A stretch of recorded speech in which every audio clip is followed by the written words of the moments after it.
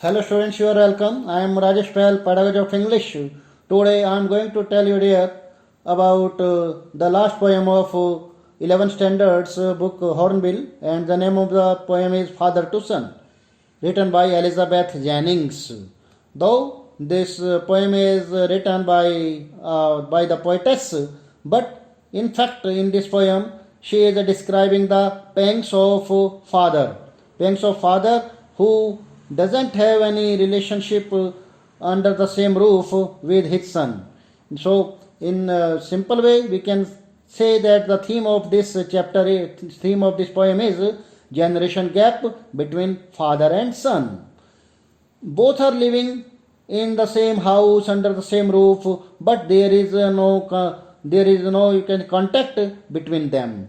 There is no contact between them, and the contrast is between the personality and the habit, and you can say the habit and longings and wishings of father and son in this poem. It is contrast in this poem, and the main points which is shown in this poem is divided into 4 stanzas. In first stanza, the poet is describing the pains of the old father, and there is misunderstanding. This first stanza is based on misunderstanding, means both are living in this house under the same roof, but they don't understand each other's feelings. They don't even want to look at each other.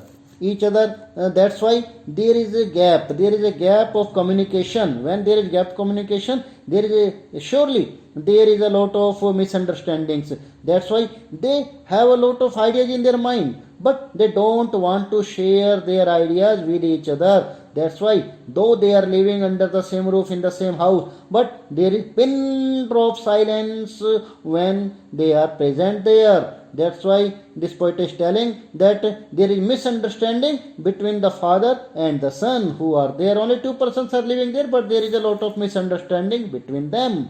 In the second stanza, she is telling that there is conduct like aliens, means both are living.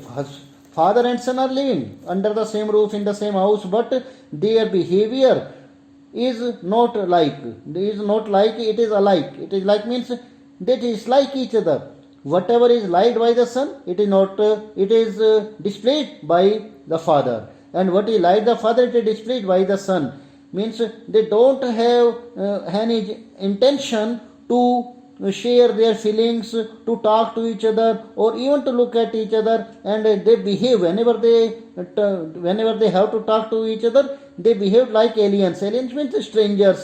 That they are strangers. There isn't any mutual understanding between them.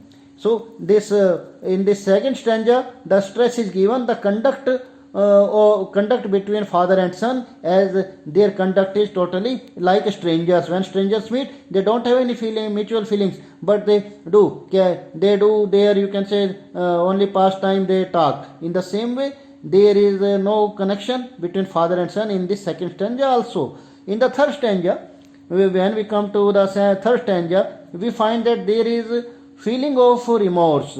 Father is feeling himself that he is himself responsible to give so much freedom to his son, because he made him prodigal. If you read this stanza, you will find the word prodigal. Prodigal means extravagant, because whatever was wanted by the son, it was fulfilled by the father. When this son was in his childhood, and when he was in his teenager, when he became adult also, whatever was wanted, it was fulfilled by the father, because father thought that in his old age he would be helped by the son, but it was only his you can say daydreams. It couldn't be fulfilled. That's why he is remorsing. He is feeling himself sad that why he gave so much freedom to his son, and if he had not given so much freedom to his son would have been not such like as he is behaving presently. And in the last stanza here, there is father is again in a sad condition, and his intention to be familiar with son. he says that okay, whatever is done, but I want to, my son is, you can say, the part of my life. I am ready to give in. I am ready to give in. I am ready to apologize myself. But there must be some mutual understanding between us, because living without talking with each other under the same roof in the same house, it is really, you can say, a strange thing, and it is like a mad house, because nobody is there to understand each other's feelings. Both are living, but living, you can say, without talking to others, and displeasing. There is so much displeasing, and they are also disobeyed. And the the father also says that the son is my copy. Son is my copy means had he had made his son like he wanted to make him, because the father fulfilled each and every demand of his son since his childhood. And now what is his son? His son is the same shape whatever he had made him. That's why the father is remorsing, but there is his longing, his wishing, it is unfulfilled. Why it is unfulfilled? Because this son, he is not ready to accept his father interference in his work, or in his, you can say, in his talks. That's why both are living like stranger, and there is a, you can say, intolerable pain, or you can say intolerable pain between two persons. But the father is taking himself the poor victim of this type of conduct from the side of his son. So my dear, it is a small resume of this poem, and the main thing again I am telling you that this poem is written by a female by poetess. But the main points again I am reminding 4 paragraphs. And in first paragraph there it is stress is given on misunderstanding between father and son. In second stanza there is stress is given the conduct because they behave like strangers. And in the third stanza there is feeling of remorse by the side of father.